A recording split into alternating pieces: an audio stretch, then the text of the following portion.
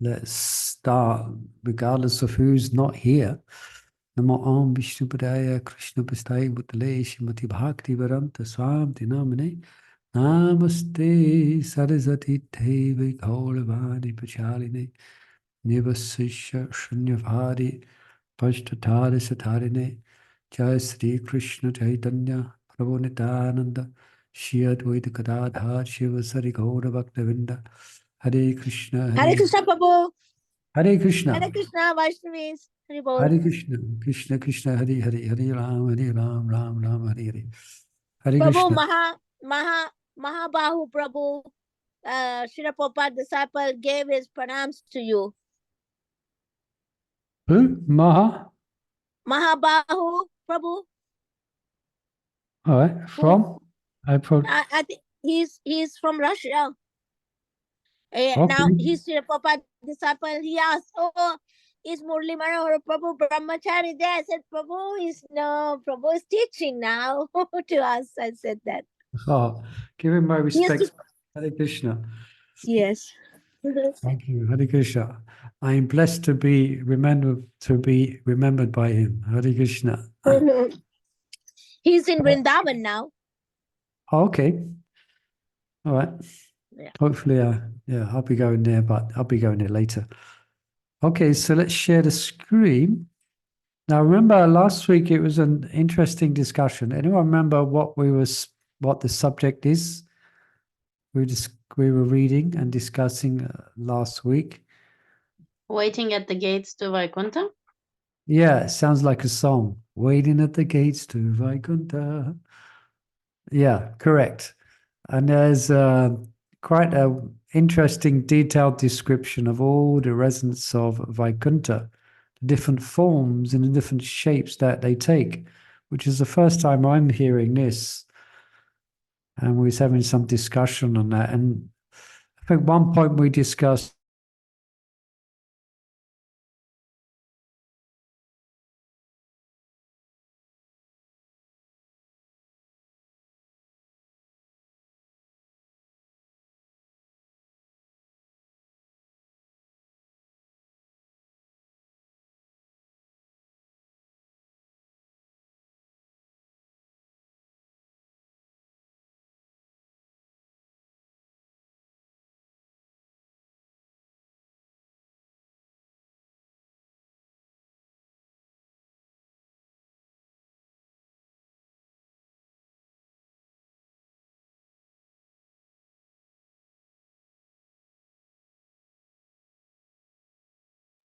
Is it me or is Prabhu stuck?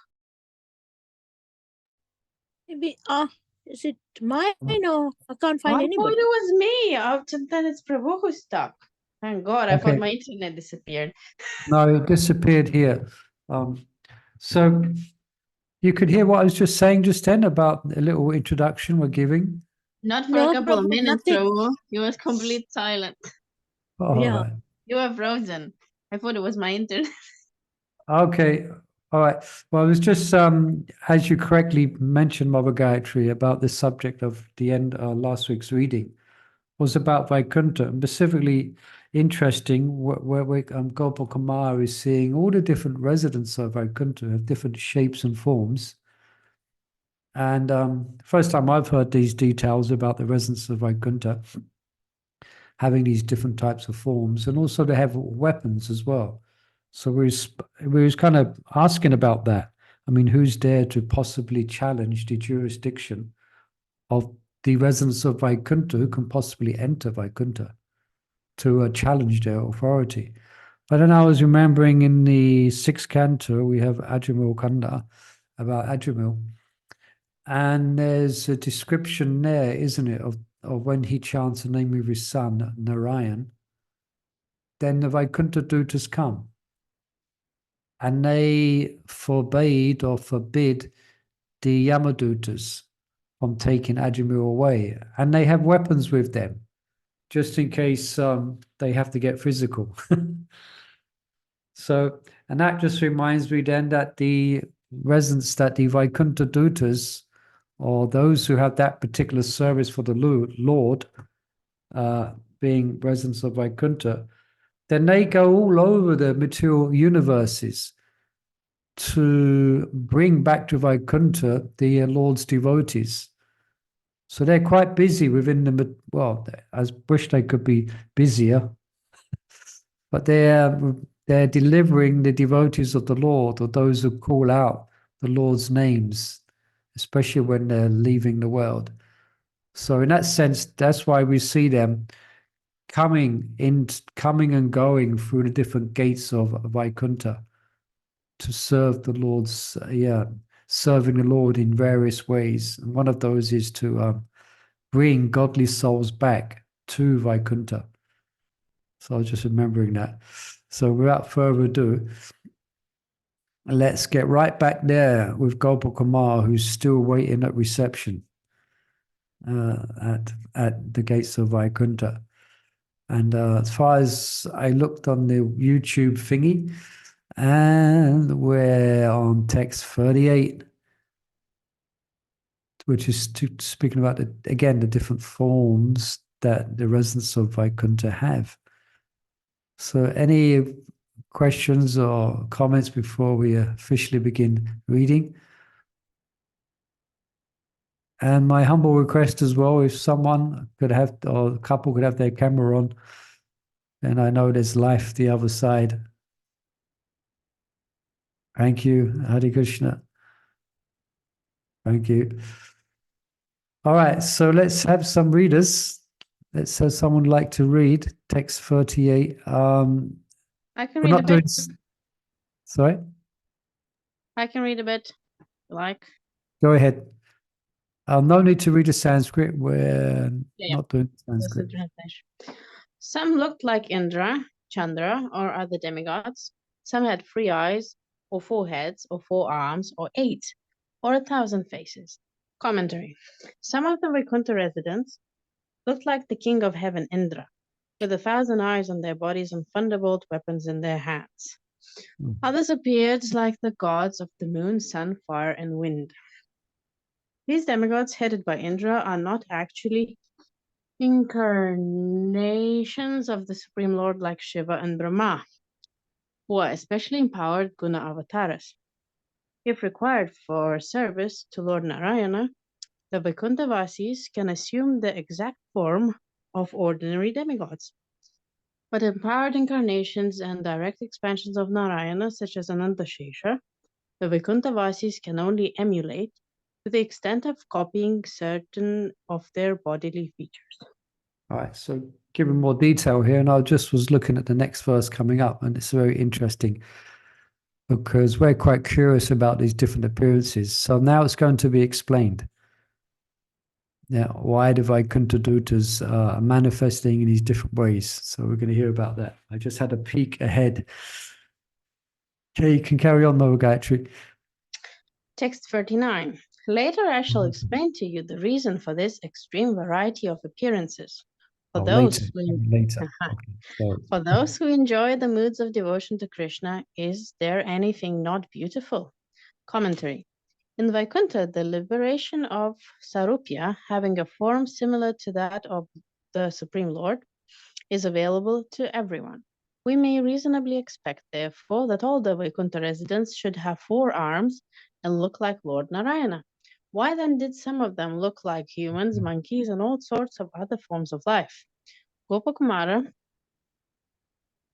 later heard from Narada Muni the definitive philosophical explanation for this variety, and in the course of the present narration, Gopakumara will relate that to his own student. But even granting that there is a reason for varieties of bodies in Vaikuntha, why should Lord Narayana's devotees assume ugly bodies like those of monkeys? In response, it may be said that we know from common worldly experience that anyone who has intense attraction to something cannot help but see that thing as beautiful, no matter what it is. This is also true on the spiritual level. Otherwise, why would the Supreme Lord and his devotees be so attracted to persons like Hanuman and Jambavan? Okay, so the descriptions, there's some descriptions now given being given, at least in the purple. Okay, let's read on. Text 40 and 41. The residents of Vaikuntha transcend everything material. For persons within the material creation, the manifold glories of those residents and of the Vaikuntha world and its master are beyond analogy and beyond the power of words to describe. Commentary. Normally, the varieties of life forms in any realm indicate a vast hierarchy of relative superiority and inferiority, as Gopakumara saw among the residents of heaven. Such a hierarchy might seem out of place in Vaikuntha, where everyone should be equal on the platform of Satchitananda. Gopakumara wants to explain carefully to his student the real situation, but is afraid of committing offenses by applying material examples to the transcendental reality of Vaikuntha. Therefore, he first gives a disclaimer. Comparisons to things of the known world may help neophytes begin to understand the spiritual world, but can never do full justice to that higher reality. Since the categories of spiritual existence are totally different from those of the material world, spiritually immature intelligence has no power to comprehend them directly. Okay, so this is called Sakachandra Naya, where you point out the place where the moon is by pointing to a tree. All right, so you look through the tree, and beyond the tree, through the branches, is the moon.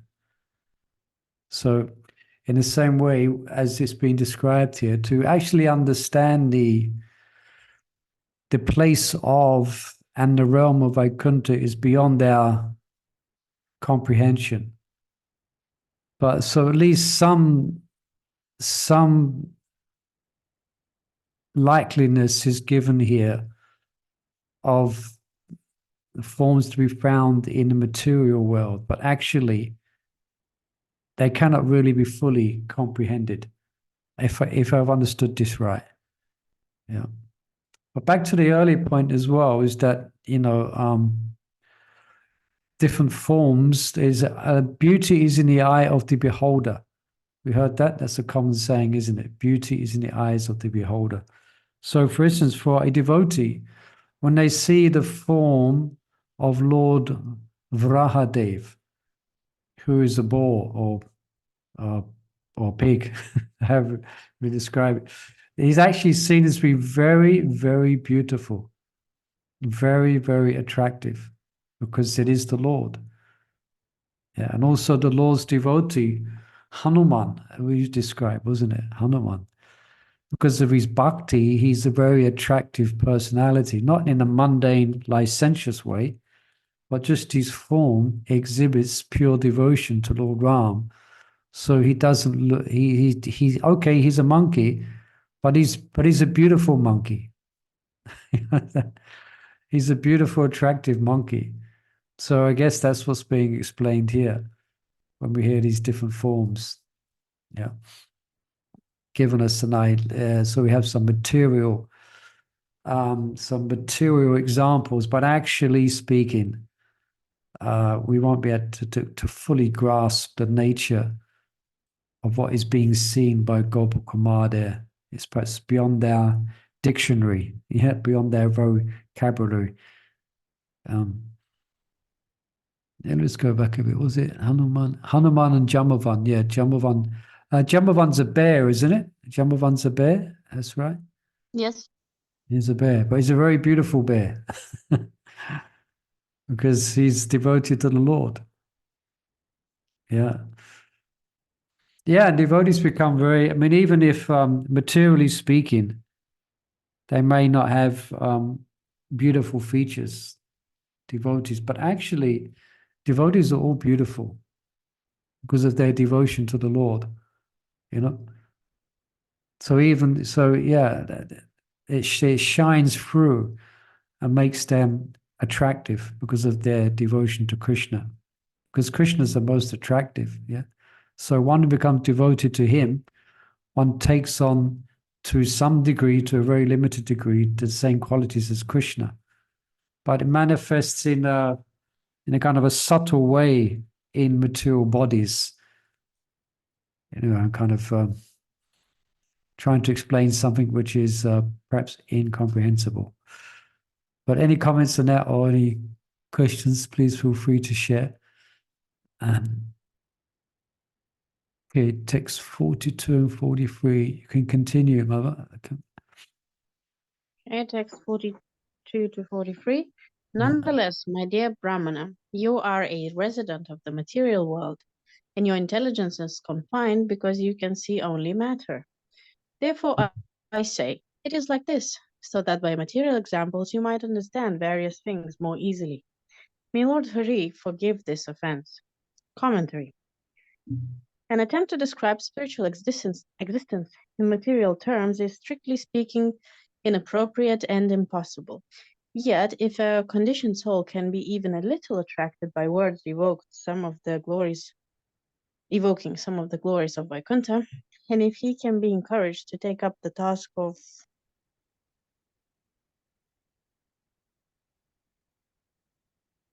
spiritual development, the impossible can indeed become possible. Any honest attempt to enlighten the conditioned soul with Vaikuntha consciousness is worthwhile and praiseworthy, even though our thinking may not be covered by concepts of matter and May now be condition. covered. Yeah. May now be covered. May now. Even though our thinking may now be covered by concepts of matter and conditioned life, pure Vaisnavas can guide us gradually to transcendental understanding. We know from ordinary experience what a king is. So if we can further appreciate the personality of Godhead as the Supreme King, we have begun to understand his glories. All right. So it's more or less repeating what I was trying to explain there. All right. So at least we can try to grasp. And that is good, even though we may not fully grasp. But at least let's try to grasp what is the situation in Vaikuntha. So it can be in Vaikuntha consciousness. All right. Okay. If anyone else would like to read, please make yourself known. If not, in the meantime, you can read. I can read. Yeah. Okay, Mabala Vangalataka, you can take it up from 44. 44. Though there seem to be hierarchies in Vaikuntha, its residents all enjoy equality among themselves. In this, there is no contradiction. Okay. Commentary. The residents of Vaikuntha are equal because all of them can do anything they want. That some of them appear greater than others is not contradictory, because all these devotees show their natural opulence and power in different degrees by their own free choice. Yeah, so it seems like they have, of course, the devotees at this level, they have all the mystic powers so they can take on different forms. They can take on different forms by their own free choice. They are not bound by the laws of matter, so they can take on different forms. But they're all equal. Yep. So in this sense. Okay, carry on, Mother. Text 45. Absent among them are faults like envy, and their innate good qualities ever shine forth by the thousands. Commentary. The superficial appearance of superior and inferior classes among the residents of Vaikuntha cannot cause dissatisfaction there, because the Vaikuntha-vasis are all faultless. They are never affected by jealousy, the inability to tolerate the superiority of others. They never quarrel and never disrespect anyone. Rather, they are eternally full in all good qualities, including friendship, humility, and respect. Material qualities may also be considered eternal in the sense that material nature herself is eternal, but the qualities of the residents of Vaikuntha are not only eternal, nitya, but also real, satya. They are not products of Maya. The qualities of the Vaikuntha-vasis are swabhavika, the natural spontaneous expressions of spiritual personality. As Lord Brhma describes in the third canto of Srimad Bhagavatam, when the king of bees hums in a high pitch, singing the glories of the Lord, there is a temporary lull in the noise of the pigeon and the cuckoo, the crane and the chakravaka, the swan, the parrot, the partridge, and the peacock. Such transcendental birds stop their own singing simply to hear the glories of the Lord. Although flowering plants like the Mandara, Kunda, Kurabaka, and Utpala, the Champaka, Arna, and Punaga, the Nagakeshara, Bakula, Lily, and Parijata are full of transcendental fragrance, they are still conscious of the austerities performed by Tulasi, for Tulasi is given special preference by the Lord, who garlands himself with Tulasi leaves. Gopakumar's further description of his own experience of Vaikuntha will establish that the pigeons and other creatures mentioned by Brahma are all personal associates of Lord Narayana. Oh, okay. So it's one of the actually one of the main characteristics of the material world, and the main quality of the evidence in the material world is envy. Yeah, that's a phenomena of the material worlds. Someone is envious of someone else because they're not satisfied within, as we know. So in Vaikuntha, we know it's a place where there is no misery, there is no anxiety. One of the main reasons for that, perhaps we can take from this, is because there's no envy there. So therefore, there's great friendship, there's respect. Yeah, there's all good qualities. All there's of course it's Sutta Sattva. That is the atmosphere. It's Sutta Sattva. There is no modes of nature. But someone on the Sutta Sattva platform, they will manifest as sattva qualities. They'll be sattvic in their disposition. Yeah. Although someone is in the Vaikuntha, the Sutta Sattva, but it manifests as sattva. So, so this is the atmosphere of the Vaikuntha, a place where there is no envy. So there's great friendship amongst everyone. There's great respect. Yeah, everyone has respect for everyone naturally. Yeah. Any comments or questions on that? It's Yeah. Go on. I was thinking it's showing us that no way if we have this even minute percent of envy, there's no chance of getting out of this world. Yeah, basically put, yeah. Because one of the reasons is, I think I might have mentioned this before, because generally we are envious of persons who are exhibiting more opulences than what we have. More virtue, more strength, more fame, more knowledge. And for someone with an impure heart invokes envy. So that means we're not qualified to come before the person from which all that is coming from. Yeah. Because we're envious. Yeah.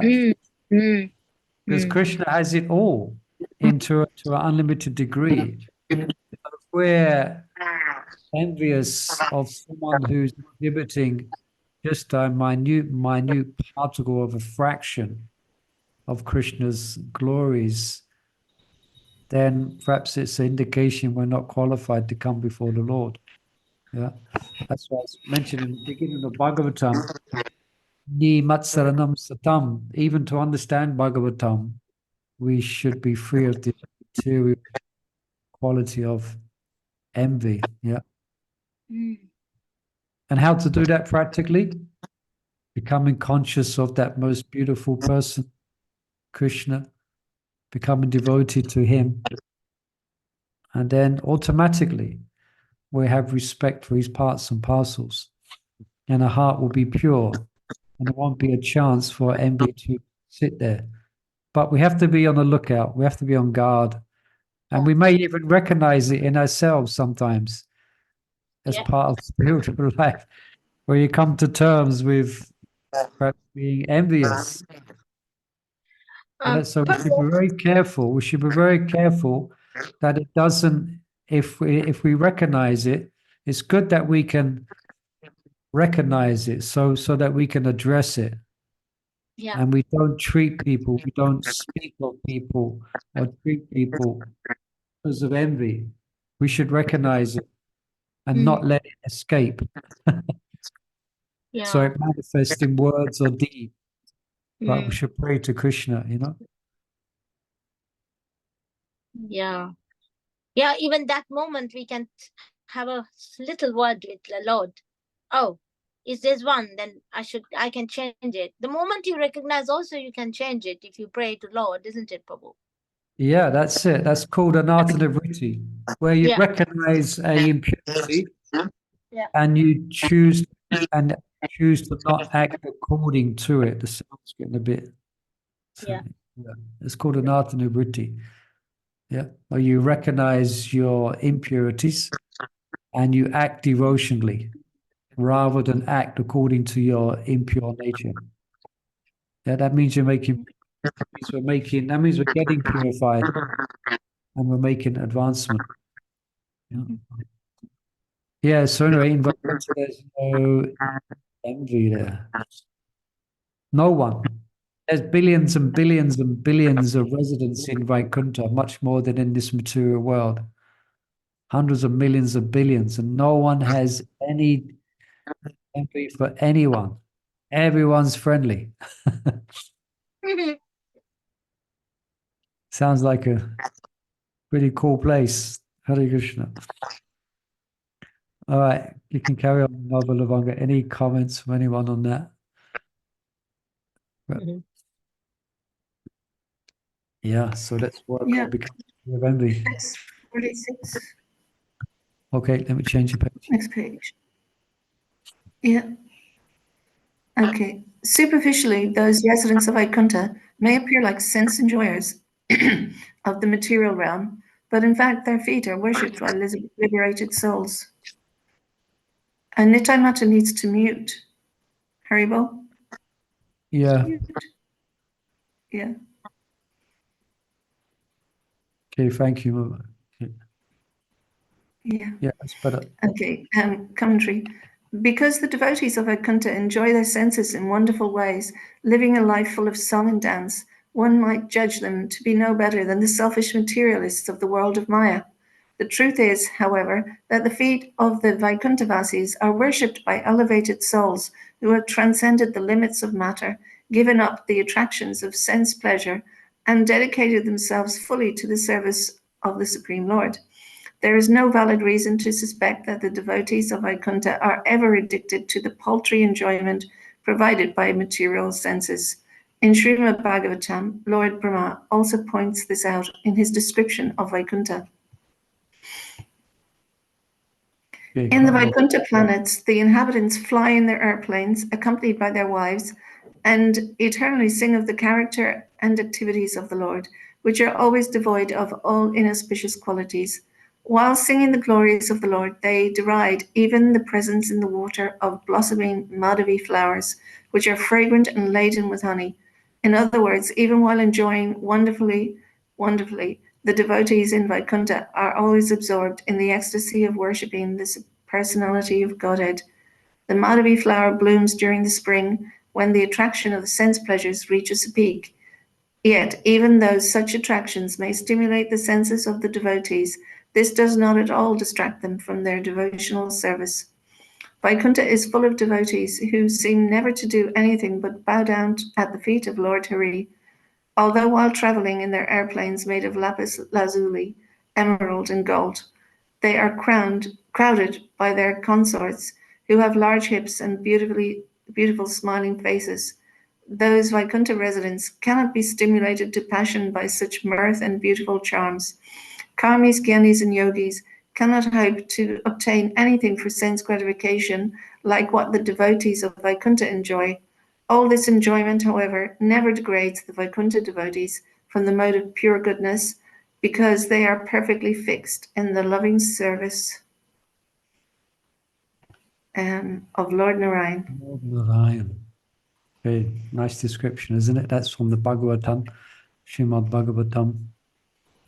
Further descriptions of Vaikuntha. Yeah, there's no such thing as mundane lust there. Everyone's completely absorbed in the mellows of loving devotion to the Lord. Okay. Let's see. So what happens if you're attracted by the opulence of Vaikuntha? Is it possible to go there? It's not possible to go there if you're just interested in opulence. No, you have to have well the If you're, yeah, if you're, then you're gonna yeah, then you if you're pious, then you're heading to the heavenly planets. yeah, But if you're a devotee of the Lord, if you're a devotee of Vishnu, if you're a devotee of the Lord, then you're naturally going to be your predominant attraction will be to the Lord.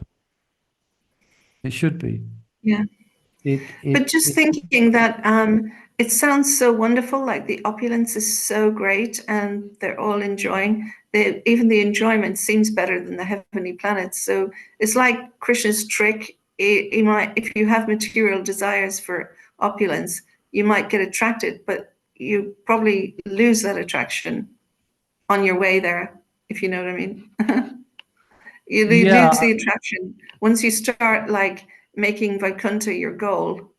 Even if you're just attracted by the, the lavish lifestyle, the traveling, interplanetary travel, and all these gold and jewels and beautiful people.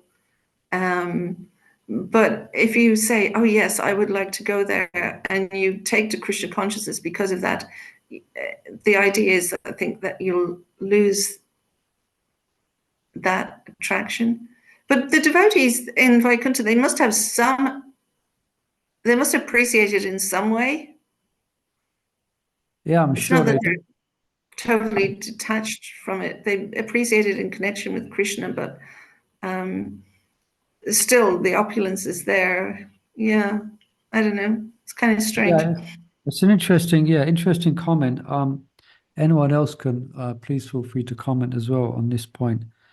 But I'm thinking that it is actually, if a devotee, it's mentioned a few times in Bhagavatam. I'm trying to pinpoint exactly where. But if a devotee, someone's worshipping the Lord, but they also have such desires, then those desires will be fulfilled. Yeah, those desires will be fulfilled. But because they're worshipping the Lord, they will be fulfilled in such a way that it will not degrade them. Because they're devotees of the Lord. Yeah. But if they also desire material opulence, then by the grace of the Lord, they will go to the realms where there is material opulence. The Lord will fulfill that desire. But the biggest or the biggest attraction for the devotees is the qualities and beauty of the Lord. Yeah, so that's going to be the predominant attraction for them.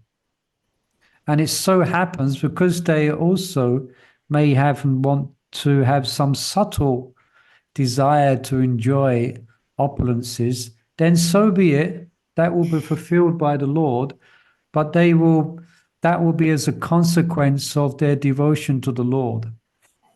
And for example, in Vaikuntha, they're not going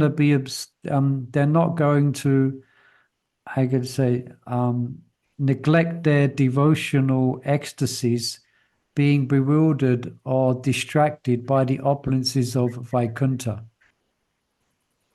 You see, it will be just as it comes as a course, it comes as part of their devotion to the Lord. And everything around them, all the opulences that they see, is just a udipan, or reminds them about them how wonderful and merciful their Lord is, how the Lord of Vaikuntha is. Yeah, because these opulences of Vaikuntha, they're actually non-different from the Lord himself. So enjoying these opulences, but they're not enjoying it separate from Krishna. Like they're flying in airplanes, with their consorts, beautiful consorts. They're flying in airplanes, and I don't think it's airplane made of metal. It's divine vimana. But what they're doing on these airplanes, they're absorbed in Shravanam Kirtanam. They're absorbed in hearing and chanting about the glories of the Lord. And that's sending waves of ecstasy through their spiritual bodies, So it's not like they're becoming distracted from the Lord, because all the beauty and opulence is a manifestation of the Lord. And it helps them appreciate the Lord more. So in answer to your question, basically, yeah, if the devotee does harbors subtly even material desire, but they're a devotee, that's the main thing. They're devoted to the Lord, but they're harboring some material desire. The Lord will fulfill that in such a way that it will not degrade them, or they will experience it and not desire the same thing again. That desire will be fulfilled. I was reading, there's a well-known verse, Nathan, I forget, I came across it today, that the Lord fulfills the material desires of the devotees. He fulfills the material desires of the devotees in such a way that they do not continue to desire the same thing. This is devotees who are in the material realm. Okay, so the Lord is a very expert manager of his devotees and their desires. Yeah, I don't know if is that some type. Did that help a little bit? Yeah, thank you. Yeah. Yeah. Anyone else can comment on this? Anyone been to Vaikuntha lately? Uh, Sorry? Prabhu, I was thinking sometimes even, of course there is envy in this world in some percentage, but sometimes you, even you see someone is doing nice, but and you appreciate and you don't feel envy. You appreciate what the person is doing for the Yeah. Lord. That's amazing. So it is just like a position that you are equipoised. You don't get affected by that. Can we say like that, Prabhu? Yeah, You are that's not a affected. devotee. That's a devotee. You're a devotee. Yeah. So hopefully we can experience that. When we see someone is excelling, someone's doing well, then it fills us with appreciation and we think well of them. So I was feeling like even this explanation, it's saying, okay, they are coming with their the wives, or they have, or like they don't have any lust, they don't feel anything, so they're not getting disturbed that way. I was just thinking that one, and of course we are not in Vishnu Loka. I was just thinking. So I missed that last part. Then they're not. I missed that. So they're not getting affected. They're not thinking, oh, this is my Oh wife. yeah. You're getting attached to that, because it's all we are doing for the Lord. That's going to make us proud. Oh, this is this person, this is this person, like that. Yeah, that's why the material world it's such a nasty place, because people wish others evil, people wish others bad, people are envious of someone who has more than what they so-called have, and they wish. Yeah, that's why it's a place where there's birth and death. Yeah, it's a place of tears. It's called a place where people die a lot and where people cry a lot. So, Prabhu, all these are happening because we envied Krishna. That is the reason, isn't it, Prabhu? So we envy the part and parcel also, because we envied the big guy.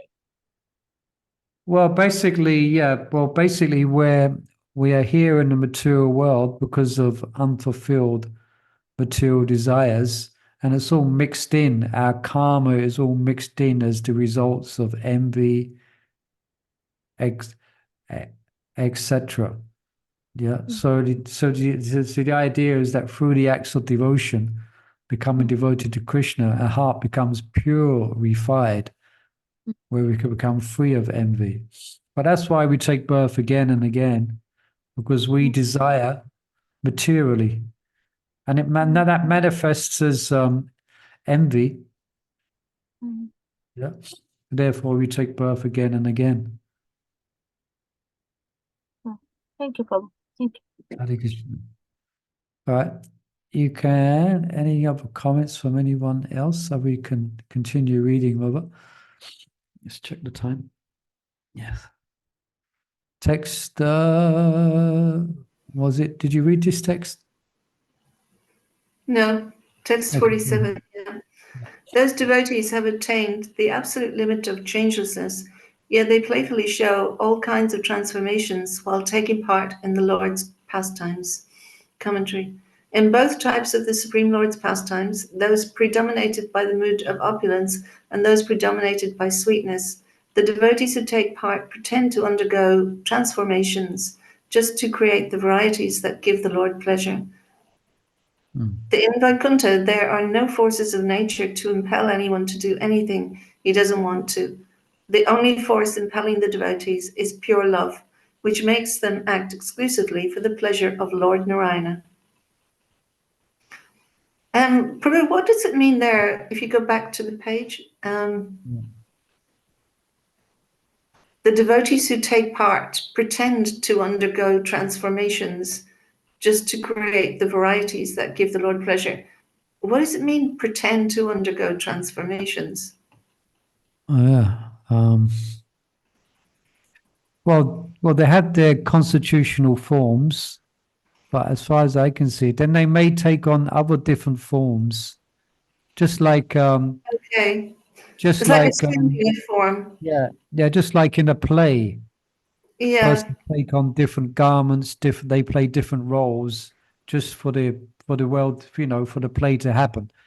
So in the same way, it yes, seems like yeah. they take on I was different. just thinking, pretend in like in our Yeah, I think usage of the language means like something like, if you're pretending, you're almost being falsifying something. yeah, it's interesting he's used this word because in the verse it says here they playfully. Okay, Yeah. so it's like play, pretending play. Yeah, that's it. Yeah, that's it. It's like pretending, just like children pretend to, like a young girl pretends to be the mother wearing big shoes. Oh yes, yeah, Okay. yeah. So they pretend. So they playfully transform. Yeah, for the Lord's pleasure. Yeah. Yeah. Okay, good, nice, isn't it? Hearing about Vaikuntha. Yeah. And yes. Text 48. Yeah, yeah, you can read. Yeah. Thus, although equals, they manifest individual variety. In that place, everything is so, including the profusion of aeroplanes. Commentary. Because the personality of Godhead wants to enjoy varied pastimes, his devotees, who are all essentially equal on the platform of pure spiritual existence, assume different forms and positions in his service. Even the apparently inanimate things of Vaikuntha are of the same transcendental nature. Thus, the airplanes, trees, houses, and so on are all perfect living beings, qualitatively one with the Supreme Lord and with all other living persons, and they appear in whatever forms the Lord requires for his pleasure. All right. This is where it's getting inconsistent. Yeah. It seems like the houses are perfect beings. Yeah. The trees are perfect trees. We can understand that. They're conscious, but the houses, the airplanes, the trees and houses and so on, are all perfect living beings. And they can take on whatever forms that's required.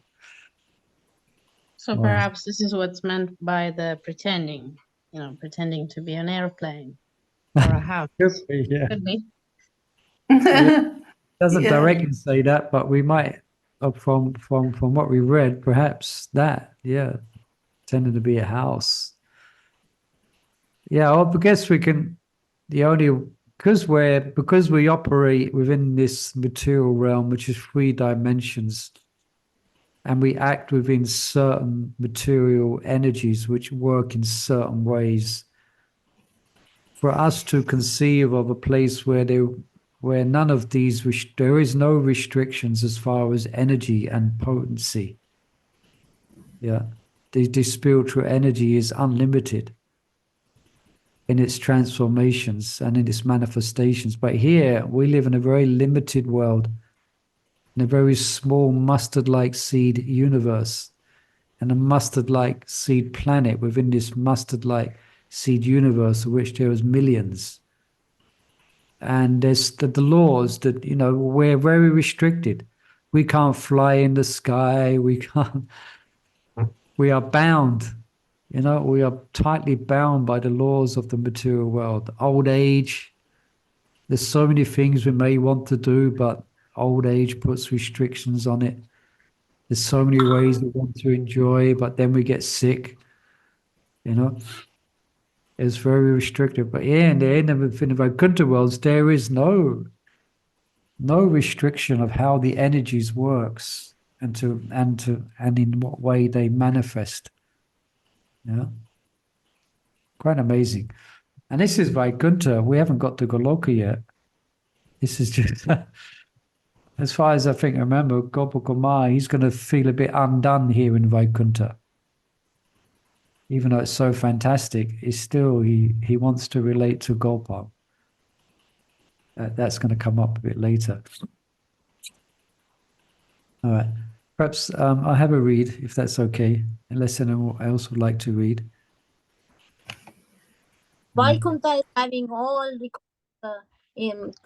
facilities to do devotional service. Sometimes we want to do more, but we don't have space. We don't have this. Yeah. That's a good point. Sometimes I can remember, even now, I remember before I used to lament so much of what we couldn't offer, what we can't offer, Radha Londoneshwar. Plastic jewelry, plastic rubies, imitation emeralds, imitation diamonds, stainless steel plates, flowers that flowers that don't have scent, flowers that don't last. We're so restricted. But there's no restriction. There's no restriction. You can, there's no. Serve the Lord to your heart's content, as they say. All right, text 49. Okay, 1 second. Time check, just over 10 minutes. Okay. Sometimes that place appears full of riches like gold and jewels, and sometimes its atmosphere appears chalk white, like thick condensation of moonlight. Commentary. Gold, jewels, and moonlight are among the greatest fascinations in the material world. Yet they only dimly reflect the infinitely varied attractions of the Vaikuntha atmosphere. Yeah, I just remember that it's described that the opulences of Vaikuntha, even 1 grain of Chintamani in Goloka Vrindavan, house the opulences of Vaikuntha. So the mind boggles. Yeah. Text 50. Vaikuntha may be somehow understood only by its own spiritual influence and not otherwise. Indeed, even the mind cannot grasp its form. Okay, we're trying to grasp it, but here it says you can't. Commentary. One can understand the Lord of Vaikuntha and know the various locations of his pastimes only when he reveals himself by his special potencies such as Karunya, mercy.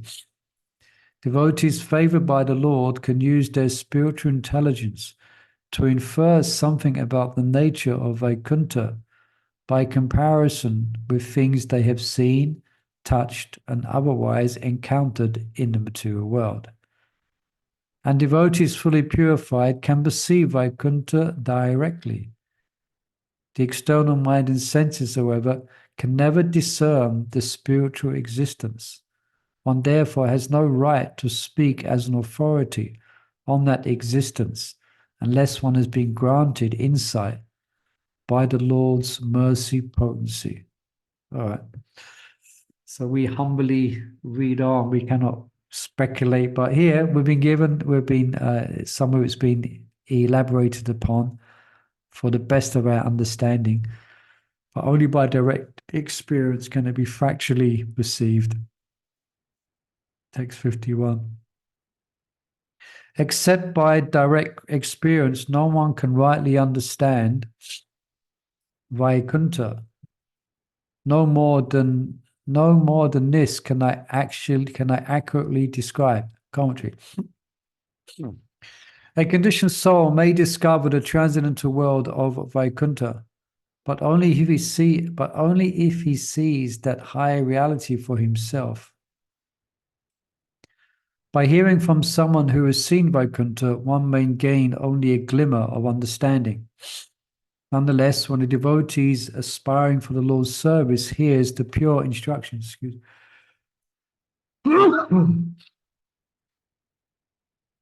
of his self-realized spiritual master and faithfully practices the disciplines of such a guru recommends, the devotees gradually become pure in heart.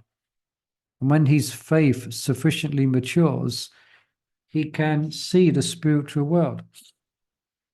Only by that direct perception does knowledge become perfect.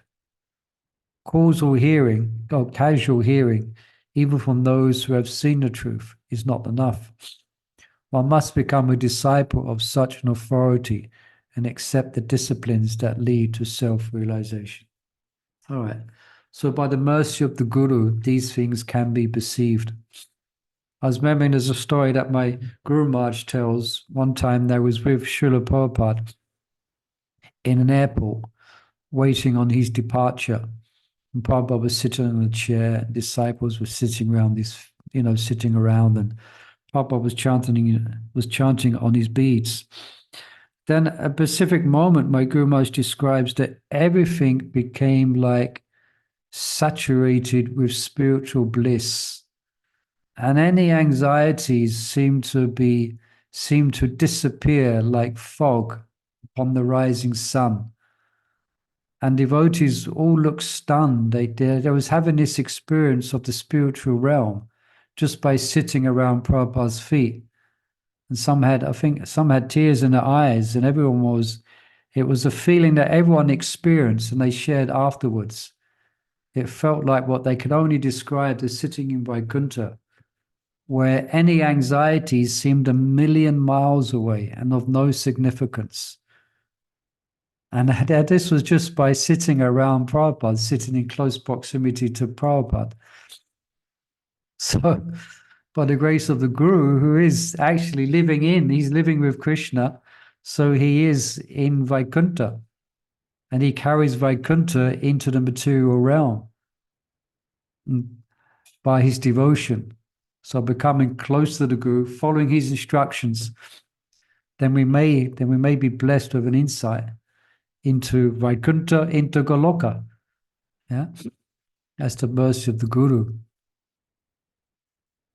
Yeah. Text 52. Should we read on a bit more? We got time check, 5 minutes. Okay.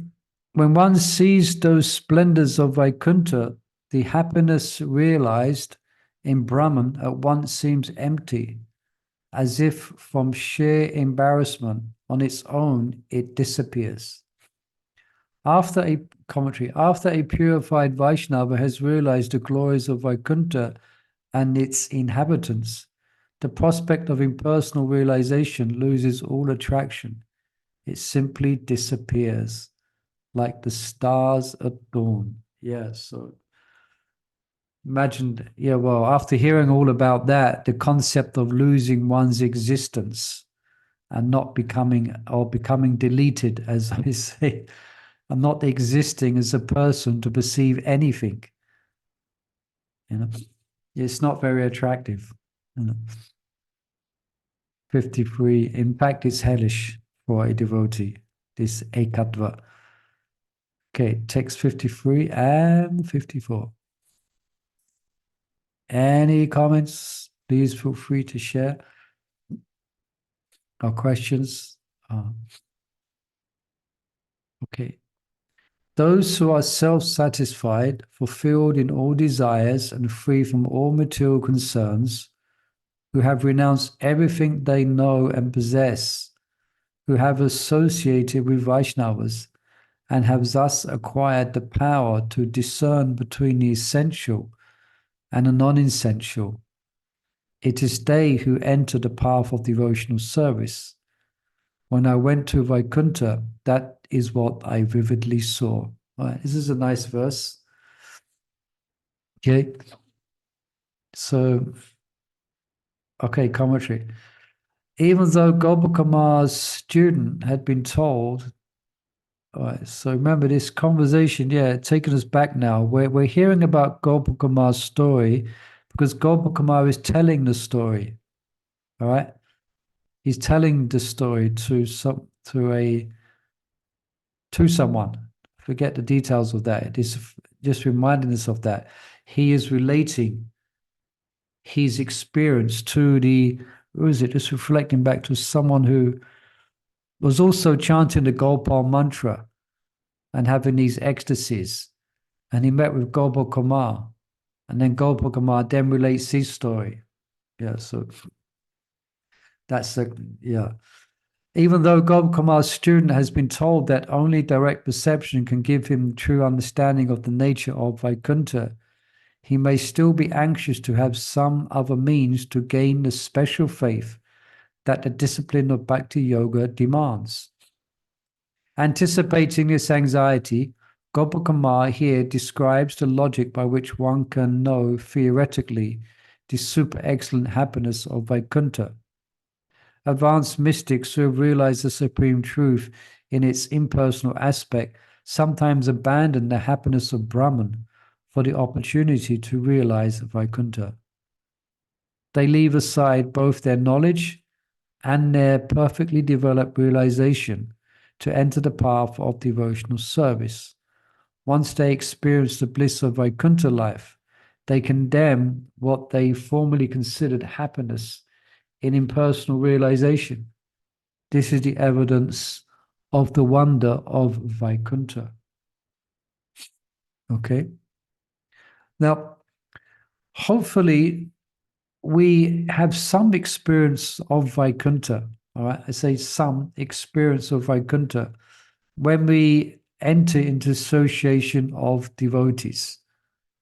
Hope we've kind of experienced that when we're in the temple. All right, sometimes it's not always like that for one reason or another, but actually, in comparison, the temple itself is Vaikuntha. Yeah. Like here, I'm in Mayapur here, and the holy dhams are Vaikuntha. Yeah. And for instance, being in the holy dham here, just being here is so blissful. Everyone is so more than pious. They're all great devotees. They've all got tilak, they've all got, bright faces, and it's so, and everyone's devoted to the deities, and just the atmosphere is so uplifting that it's very hard to be in anxiety. It's very difficult. Yeah, like Mangalarti, when you've got is so uplifting. Like Mangalarti, you've got like 2,000 people there, all with their arms raised, and there's 1,000 ladies going whoo when the curtains open, and everyone is in bliss. They're chanting the holy name of the Lord. Okay, there's so many people, you get pushed and shoved a bit, but you don't mind because it's so blissful, Well, at least if you're doing good, you don't mind. But so then it's Vaikuntha. Yeah, we should be like that in the temple as well. When we're doing service for the Lord, we're on the altar, we're in the kitchen, or whatever we're doing, and then we're with devotees. And anxiety seems such a long way away. Yeah. Because we're doing devotional service. Yeah. So that's that is a little, we're getting insights into Vaikuntha. And actually, the more we become purified, and the more we will realize that in doing devotional service, we are in Vaikuntha. I think that we are. In a temple, for instance, or at home, if you're like Bhaktivinoda Thakur describes, isn't it? In his bhajan, whenever he sings the holy name of the Lord, everything, his whole house becomes Vaikuntha. Yeah, he's not saying it theoretically, he's seeing it manifest. So everything that we're hearing becomes manifest in the holy name and in the association of devotees. Vaikuntha. Yeah. Hare Krishna.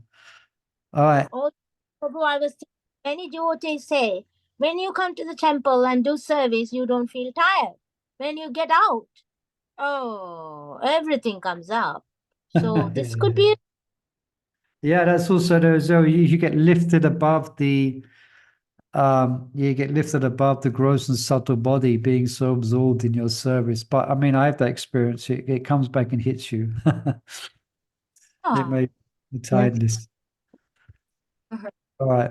Hare Krishna, everyone. Nice to hear about and try and have some comprehension of Vaikuntha, and we'll carry on next week with text 55. Okay? Thank you, everyone. Hare Krishna. Have a wonderful Praise week. Purnima Prabhu ki Thank you. jai. Vrindavan ki jai. Goloka Vrindavan ki jai. Vaikuntha ki jai. Pura Premanande. Hari Bol.